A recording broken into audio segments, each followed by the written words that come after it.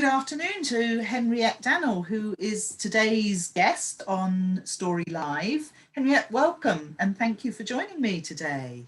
Oh, thank you so much, Rachel. It's an absolute pleasure to be here. Thank you for the invite.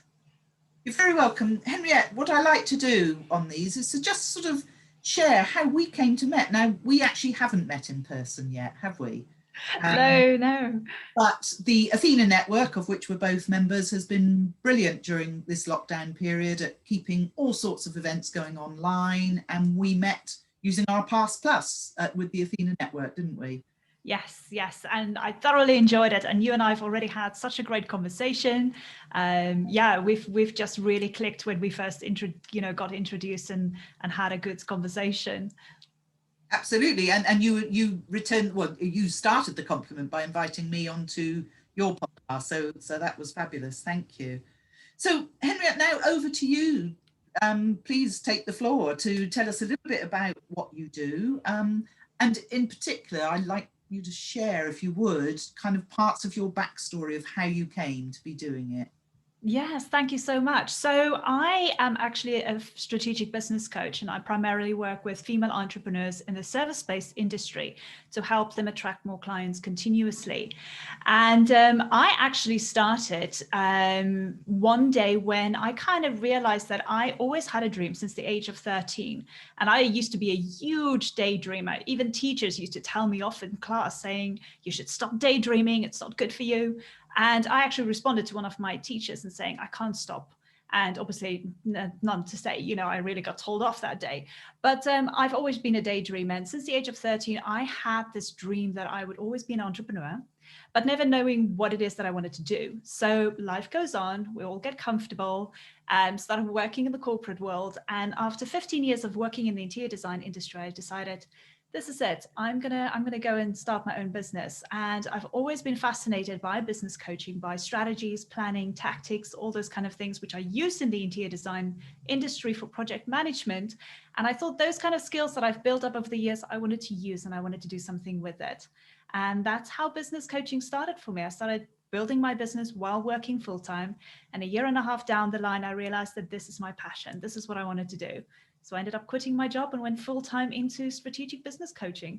Wow, so that was a big leap for you, wasn't it? Because one of the things that a lot of people do when they're in a corporate career and on a corporate salary, let's not beat about that bush, that actually what they often do is sort of start their business on the side, as it were, and gradually make that switch if they're in a position to go part-time or whatever. But you leapt straight in, 2 feet and straight in, did you? Yes. So I did obviously go through the whole journey of trying for a year and a half, figuring out what it is that I needed to do. And this just kind of gave me a bit of more clarity as to the direction I wanted to go. And also just feeling if it was aligned with me, because that was the main thing. I didn't want to quit my job and just heading straight into something that I didn't quite know if it was really aligned with me. But that year and a half was a real journey in order to discover what it is that, that I was really passionate about. And I always joke and say that when you sign up for entrepreneurship, the one thing they don't teach you is you actually sign up not just to have a business, but you sign up for a lot of self-development. And that's the journey that I went on for that year and a half, where I realized it is the right decision to make. Interesting, because you're absolutely right. I mean, I think, in industry, there is training, and some of that training is more on the personal development side rather than practical skills that you can use in the job. But my word, is it a steep learning curve when you go self-employed, isn't it? Because all of a sudden you have to step up and do things like speaking, like telling your story, which, the number of clients that I've worked with and the number of people that I've chatted to, through other networks, that they're perfectly comfortable giving a presentation, perhaps where they're pitching a product to a potential customer or just speaking on behalf of this big organization that they work for. But then all of a sudden, when the person they're speaking on behalf of is themselves, that's a really different ballgame. And people really surprise themselves at how they go from this confident speaker to this absolutely terrified mouse-like creature. And it's about helping them refine that voice and sharing their story. Interesting too that when you go back to your teenage years, because I can understand why as a teacher they wouldn't want you daydreaming and not focusing, but isn't that quite sad in a way that, you know, in business, we're always told to think big. You know, it'll be coming up, won't it? Now, the business coaches will all be saying, what's your big vision for 2021? And we're encouraged to have a bigger vision than we think is possible, which is great. But as a child, that was sort of being coached out of you almost, wasn't it? So good for you for saying that you can't stop it. Yes, and I've got great admiration for what you do, is helping people refining their story. And I refer to it as the success story, because everybody's got their own journey that they're going on. And I think that success story that you're sharing with people really creates an amazing bond, a real amazing relationship with people, with potential clients in the industry that I'm working in. So yes, I'm still a daydreamer, and even my husband today sometimes just finds me staring into space, and it's just because I haven't given up on the idea that, you know, we can just daydream and do whatever we want. You know, whatever success and whatever things we want to achieve in life and in business, it is entirely possible. It is just something that you've got to dream about and make it a reality. And that's what I'm so passionate about when I work with my clients, because if they do come with me and to me and say, well, we want more clients, great. So what is your goal? What is the dream? What is it that you aspire to? And then we work backwards from that. So yeah, it is quite fundamental. Yeah, I mean, it's interesting because most mornings I pull an oracle card for myself, and then I sit. I don't call it meditation because I probably haven't quite achieved that. Meditation where you block out all other thought is incredibly hard, but I just have that 5 minutes of sitting and reflecting on that card. And this morning's card actually was reflection. And the concept was that we don't make enough time in our lives to simply reflect. And, you know, sometimes we do it through walking, sometimes we do it through meditation or whatever, or sometimes in the shower, you know, but it is just taking that time and tuning in with what we want, isn't it? And yeah. So in that 18 months, Henriette, you said it, you know, you had to find out whether it really was aligned.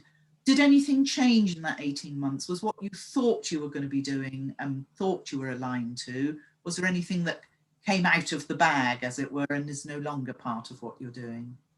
Oh my gosh, yes. You know, I think one of the things is, which you're obviously referring to, is finding out what my story was, how to share that story with people. That was the thing that took me the longest. And even I think up until about 2 years ago, I was still struggling with it very much, trying to refine it. And even still today, I know I'm still refining my story, because that's what attracts people to me.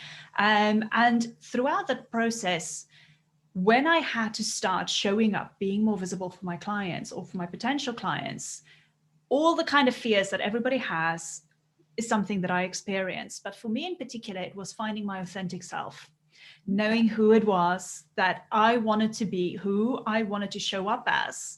And when I got comfortable with the fact that I can make jokes, I can be just the person who I want to be. I can smile as much as I want. I can be very serious when I talk about a serious topic. And that is okay. That is okay, because the message that I'm trying to get to my potential customers and to my audience is one that they can learn from, but it's also one where they can see my energy, where they can feel my authenticity. And that kind of came together with my story and developing it. And that's so important, what you've just said about they can see your energy, because, and this is one of the things, one of my key reasons, not that I urge people not just to share their story, but to speak in the first place. Yeah. Because when you're in a room full of people, whether that's a room full of 10, 20, 100, 1,000, people see what your energy is like, and they will at that point decide, are you somebody they could work with or not? And either decision is just as valuable, because those who have now decided that you're not for them, that's fine, because you probably don't want to work with them. They are the kind of clients that would be hard work for you, because there isn't that alignment between, you know, and you certainly, you know, I'm luckily I haven't had too many clients like that, Danielle, but I'm sure you've had one or two, or, you know, sometimes you think, oh gosh, actually this is much harder to help this person than I really thought it was going to be. And it's often that sort of energy mismatch that occurs. So it's when you put yourself out there, they get an idea of your humor, as you say. And of course, when you can share part of your story and just your backstory of how you came to be doing what you're doing, again, that will resonate with some people. It won't resonate with everybody, but being okay with that. I think it's when you stop trying to please everybody. Yeah. But it's interesting because not everybody even finds their backstory as such. They still struggle to do that. But when I'm working with clients on my stories hunt session, what will always emerge if the story itself doesn't come to the surface yet, because it will come eventually, but there's nearly always a theme at the very, very least of some of the features that they need in their business or their role now will have been with them all their lives. And that's one of the things that I can sort of, and they think, oh yes, I hadn't really thought about it like that. Yeah. Because, you know, we're the main character in our own story, aren't we? So we don't necessarily notice what's going on. Yeah. And I think it's really important as well to zone in on what you're good at, and also to realize what you're not good at. And I think this is really important, because what you're not good at, it shouldn't be something that you should fear in any sense. It should be something that you embrace and you should be okay with it. As an example, English is my second language because I'm originally South African. Oh, wow. So showing up on video really scared the daylights out of me in the beginning, because I wasn't clear how I felt about showing up speaking English. But then I realized, you know what, if I make a mistake, if my tenses are wrong, if I pronounce words wrong, it's okay. I'm comfortable with it. I'm not scared anymore of how people are feeling or thinking or what are they saying about me. That fear of judgment kind of just dissipated. And that's one of the things that I knew I wasn't good at, but I embraced it anyway. And that became part of my story. So I incorporate that now when I tell my story. And I always joke and say, I was plucked from the bush. I'm from a small town in South Africa, grew up in a small town. It only had one traffic light, which was always green. But that's how I kind of evolve and how I share my story. So immediately people realize, like, oh, so you're not from here. Oh, so you've come from a different background. You have this. But it kind of brings back the experience and what I can offer them at the end of the day in order to help them with attracting more clients. But again, it comes back to that story that you've got to craft and you've got to share with the audience in order to build that relation between the two of you. Yes, and I think that's interesting you say that, because I had no idea that English was your second language, because you're very fluent. And I think I'm right in saying that for a vast number of people from South Africa, English is their first language, isn't it? Would that be right? Actually, it depends, because Afrikaans is my first language. Okay. So it depends. Some grew up speaking only English and not Afrikaans. Some grew up speaking only Afrikaans and very limited English. I was fortunate enough in order to start traveling the world at a young age. So obviously I incorporated English very quickly on. Yes. And then after living in the UK for so long, it is just a norm in order to speak English. So that kind of helped me in a way. But yes, still that kind of like little fear in the back of my head is what stopped me in the beginning from showing up and being there for my clients. Yes, and I can get that, because actually I'm working at the moment with two clients where English is not their first language, but it's much more obvious to the listener that it's not. So therefore, probably the audience would be more forgiving than they might be of you, but actually that's fine too. You know, it is interesting, isn't it? I think, and you know, it's turning up warts and all, and knowing that the right people will like you. So Danielle, thank you for sharing that. And I know you've got another story that you're going to share with us as well, haven't you? That one of those stories from your previous time. Yes. So the story I want to share, I kind of glimpsed on that a little bit, is when I start introducing myself, I always say, well, so I'm Henriette Danel. I actually grew up in a very small town from South Africa, and I joke and say I was plucked from the bush.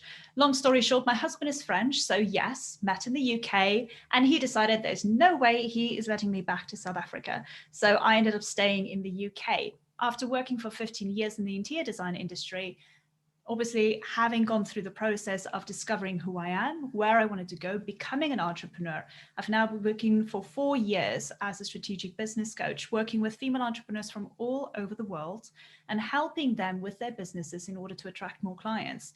Now, I think the most amazing thing for me is which I've experienced, is that kind of growth that I've went through in the beginning, finding out who I am, what my story is, and I call it a success story, what my success story is, and sharing that with other people. My main mission really within the industry is just really to help people to attract more clients and be a success in their business. Because I believe that if you can become a success in your business, if you can make a success of your life, you can lead by example and you can teach other people how to do the same. And in turn, it is just like a ripple effect. You know, one helps the other and that person helps another, and it just spreads the word. It just really just does some amazing things all around. So that's what I tend to do. And I think I'm more fortunate by just having connections and meeting amazing people all over the world.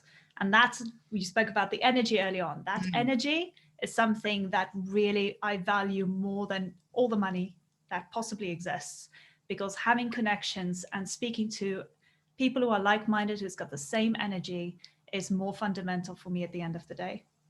Lovely. Can we go back and sort of spotlight that thing about, you know, plucked from the bush? And I think that tends to be your opening line, I think, doesn't it? Or yes, I was plucked from the bush. So what was life like for you as that very young child? Well, I don't know how long you lived in that bush for, and you said the town with only one traffic light that was always green. So what was life like, and what were your expectations, or what were the expectations around you as to what you might achieve from that kind of background? Well, I think I was very fortunate growing up in such a small town. Obviously, in hindsight, looking back now, we spent weekends going out on safaris, Wow. going out on picnics and things like that. And that sounds abnormal for people, but that's what we used to do. That's how we spent our time. But I think also it came down to the kind of mindset of growing up in a small town. You just want to break out and go out into the open world. And that's kind of where my daydreaming started, about doing bigger things, going out, traveling the world. I mean, traveling the world was one of those things that it was the biggest dream, but I knew it would never happen. But it did happen because it's one of those things that I kept alive inside of me. So growing up in a small town, you can grow up with a different mentality as to, you know, I wouldn't be able to achieve anything. I'm just going to stay here. I'm just going to be here because my roots are here. And I just saw different things for myself. I just dreamt of going abroad, doing amazing things, and obviously have my own business one day, whether it be in South Africa or abroad, I didn't know. But that was the thing that strived me and made me go. And to be honest with you, growing up also in that small town, my parents didn't or couldn't afford to send me to university after I finished school.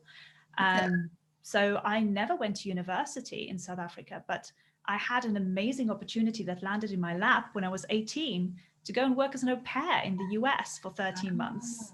Okay. And from that, everything just kind of evolved. And I kind of went like, wow, this is my opportunity to go abroad and start my journey. And that's how everything started for me. So yes.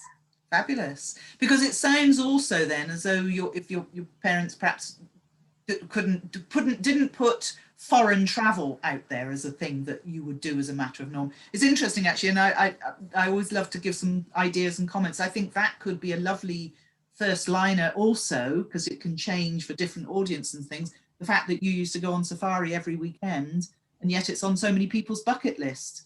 You know, I think the point it can make there is about, you know, we all aspire to different things. Yes. And that also we can be sitting on an experience like that somebody else really aspires to, but that was just an ordinary thing. And perhaps as a child, I don't know, but maybe that almost became, oh, not another safari.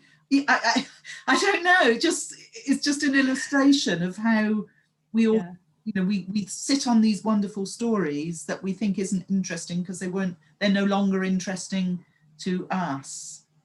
Yeah, no, it's really interesting. Yeah. So Danielle, what would be your key message or learning that you would want to pass on to listeners today from that backstory?